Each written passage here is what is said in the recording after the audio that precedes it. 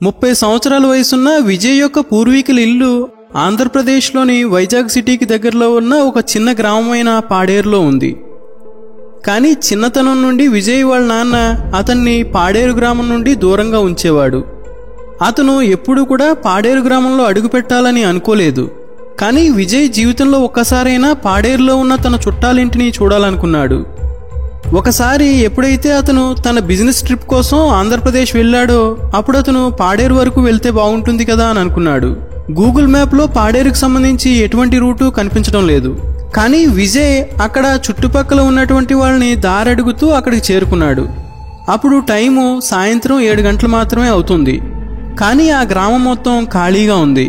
అప్పుడు విజయ్ ఆ గ్రామంలోని ప్రతి ఇంటికి ఒకటి కాకుండా 2 డోర్స్ ఉండడం గమనించాడు.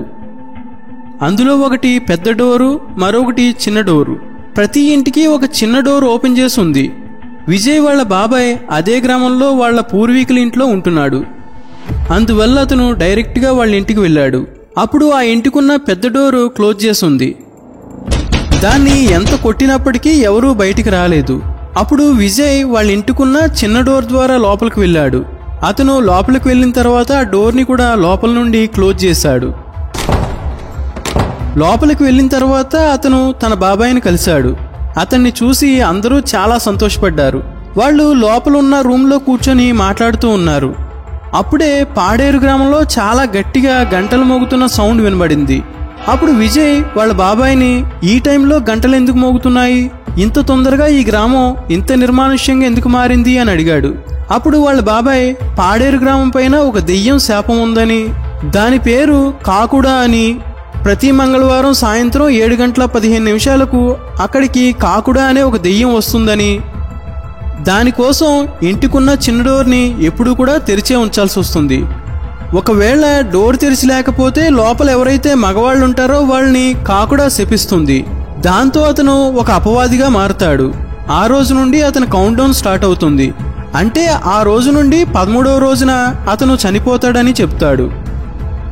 అది వింటూనే విజయ్కి అతను లోపలికి వస్తున్న టైంలో చిన్న డోర్ని మూసేశానన్న విషయం గుర్తొచ్చింది. అతను వెంటనే బయటికి పరిగెత్తాడు. కానీ సడన్గా విలేజ్లోని క్లాక్ టవర్ గట్టిగా మోగింది. అంటే 7:15 అయిందని అర్థం. అప్పుడు చాలా వేగంగా గాలులు వీస్తున్నాయి. చాలా ఎక్కువ మొత్తంలో దోమల శబ్దం వినబడుతుంది. ఆ శబ్దాల వల్ల విజయ్ వాళ్ళ బాబాయికి కాకుడా గ్రామంలో తిరగడం స్టార్ట్ చేసిందన్న విషయం అర్థమైంది. విజయ్ తన తప్పును దాచడానికి వెంటనే ఆ డోర్ను ఓపెన్ చేయడానికి ముందుకు వెళ్ళాడు. కానీ అప్పటికే చాలా ఆలస్యం అయిపోయింది. ఆ డోర్ బయట ఎవరో అరుస్తున్న చప్పుడు వినబడుతుంది. అప్పుడే ఎవరో చాలా గట్టిగా డోర్ను కొడుతున్నారు. ఆ డోర్ చప్పుడును చూసి వాళ్ళ బాబాయికి అక్కడికి కాకుడా వచ్చిందన్న విషయం అర్థమైంది. విజయ్ వాళ్ళ బాబాయ్ ఏదైనా చేసేలోపుగానే ఆ చిన్న డోర్ దానికదే ఓపెన్ అయింది. అప్పుడు విజయ్ ఎదురుగా ఏదైతే చూశాడో అది చూసి అతను చాలా గట్టిగా అరిచాడు. ఎందుకంటే డోరుకి మరోవైపు మనిషి కాదు, గాలిలో ఎగురుతూ దోమలు చుట్టుముట్టినటువంటి అతనికి 2 కుళ్ళిపోయిన చిన్న సైజులో ఉన్న బ్లూ కలర్ కాళ్ళు కనిపించాయి. విజయ్ కాకుడాని తన ముందు చూసి వణికిపోతున్నాడు. కాకుడా 2 ఎర్రని భయంకరమైన కళ్ళు, చెదిరిన జుట్టు మరియు కుళ్ళిపోయిన బ్లూ కలర్లో ఉన్న చిన్న శరీరంతో అరుస్తూ చాలా స్పీడ్గా ఎగురుతూ విజయ్ దగ్గరకు వచ్చింది. అప్పుడు కాకుడా విజయ్ని ఎంత గట్టిగా తన్నింది అంటే దానివల్ల అతను అక్కడే స్పృహ కోల్పోయాడు.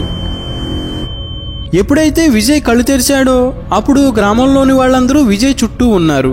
అప్పుడు విజయ్కి తన వీపు పైన చాలా నొప్పిగా ఉంది.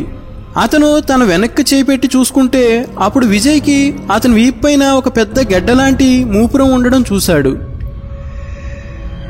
విజయ్ నిన్న రాత్రి జరిగిన దాని గురించి అందరినీ అడిగితే అప్పుడు వాళ్ళ బాబాయ్ నిజానికి ఈ ఇల్లు విజయ్ వాళ్ళ నాన్నదని, అతను ఈ ఇంటిని వదిలిపెట్టి ఢిల్లీకి వెళ్ళిపోయాడు కాబట్టి లెక్క ప్రకారం ఆ ఇంట్లోని మగ వ్యక్తి విజయ్ అని చెప్పాడు. అందువల్ల అతనికి ఆ కాకుడా శాపం లభించింది.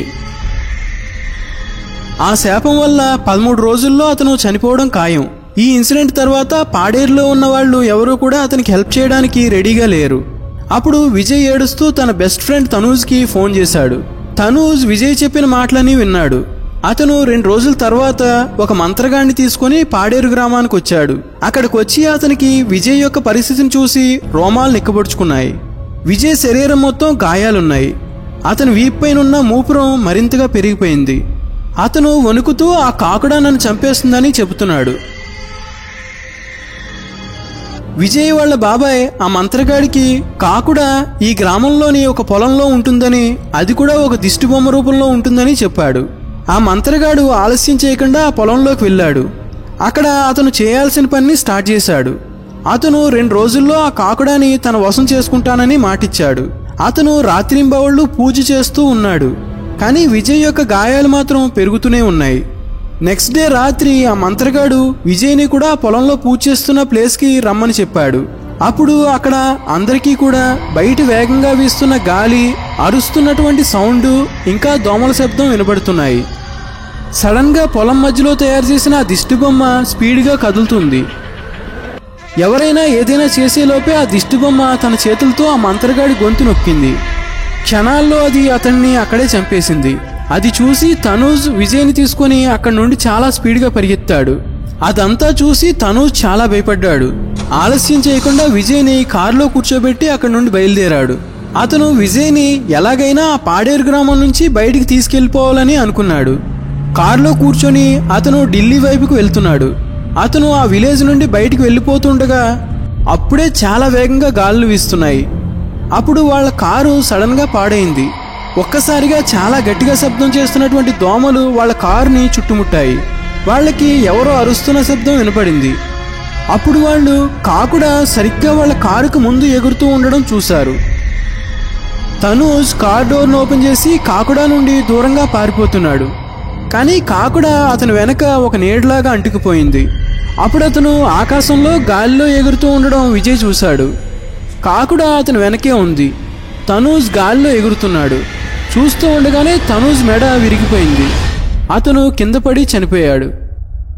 అప్పుడు కాకుడా అక్కడి నుండి మాయమైపోయింది. అప్పుడు కాకుడాకి చాలా కోపం వచ్చింది. అందువల్ల అది తర్వాత 7 రోజుల వరకు విజయ్ని తన ఇంట్లో నుండి తీసుకెళ్ళింది. ఆ గ్రామంలోని అన్ని ఇళ్ల డోర్స్కి గాయాలతో ఉన్న విజయ్ని చాలా వేగంగా విసిరేస్తూ ఉంది. అప్పుడు ఆ గ్రామంలోని ప్రజలు విజయ్కి సహాయం చేద్దాం అనుకున్నారు. కానీ కాకుడా చేస్తున్న బీభత్సాన్ని అందరూ చూస్తున్నారు. అందువల్ల కావాలనుకున్నప్పటికీ ఎవరూ ఏమీ చేయలేకపోతున్నారు. తర్వాత 13 రోజులు పూర్తయింది. ఆ గ్రామంలోని వాళ్ళందరికీ కూడా ఈరోజు కాకుడా విజయ్ని చంపేస్తుందన్న విషయం తెలుసు. ఆ రోజు మిగిలిన మంగళవారాలతో పోలిస్తే ఆ మంగళవారం గ్రామం చాలా నిశ్శబ్దంగా ఉంది.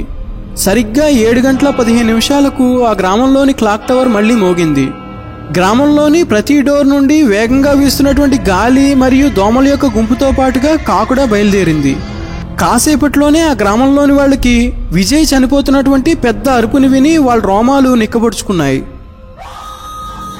విజయ్ ఇప్పుడు ఈ ప్రపంచంలో నుండి వెళ్ళిపోయాడు.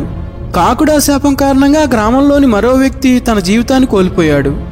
కొన్ని రోజుల తర్వాత మరోసారి సన్నీ వల్ల కూడా ఇదే తప్పు జరిగింది. అతను సరైన టైంకి కాకుడా కోసం డోర్ను ఓపెన్ చేయలేకపోయాడు. అందువల్ల కాకుడా అతన్ని శపించింది. కానీ సన్నీ భార్య ఇందిర ఒక పారానార్మల్ ఇన్వెస్టిగేటర్ మరియు గోస్ట్ హంటర్. అందువల్ల ఆమె విక్టర్ని ఆ గ్రామానికి పిలిచింది. కాకుడా శాపాన్ని ఎప్పటికీ ఆ ఊరు నుండి లేకుండా వెళ్ళగొట్టడానికి అతన్ని అక్కడికి పిలిచింది. అయితే విక్టర్ ఆ కాకుడా దెయ్యాన్ని ఆ ఊర్లో నుండి బయటకు పంపించేస్తాడా? సన్నీ మళ్ళీ తిరిగి నార్మల్ జీవితాన్ని జీవించగలుగుతాడా? లేదా కాకుడా కూడా ఎప్పట్లాగానే ఎవరిని చంపకుండా వదలదా? అది తెలుసుకోవడానికి కాకుడా మూవీని చూడండి. ఇది చాలా అద్భుతమైన హర్రర్ కామెడీ మూవీ.